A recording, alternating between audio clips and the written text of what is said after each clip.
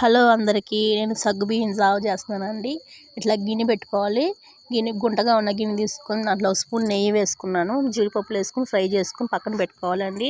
ఆ జీడిపప్పు చూడండి గోల్డెన్ బ్రౌన్లో ఫ్రై అయినాయి. పక్కన పెట్టుకొని నానబెట్టిన సగ్గుబియ్యం తీసుకొని శుభ్రం కడుక్కోవాలండి. నేను నీళ్ళలో పెట్టుకున్నాను. ఇంకా శుభ్రం కడుక్కొని వాటిని వడగట్టుకొని తీసుకొని దాంట్లో వేసుకుంటున్నాను. నెయ్యిలో వేసుకొని ఫ్రై చేసుకోవాలి. అప్పుడు 2 గ్లాసులు వాటర్ పోసుకున్నాను సరిపడా.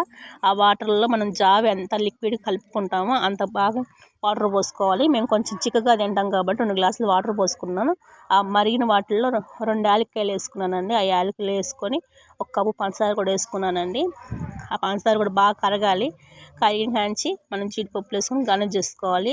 సూపర్గా ఉండి ఇది జావ తాగితే వేడి కూడా ఎంపటి తగ్గిపోయింది. కలర్ కూడా చేంజ్ అయింది చూడండి. పందారు వేయంగా సూపర్ రెసిపీ.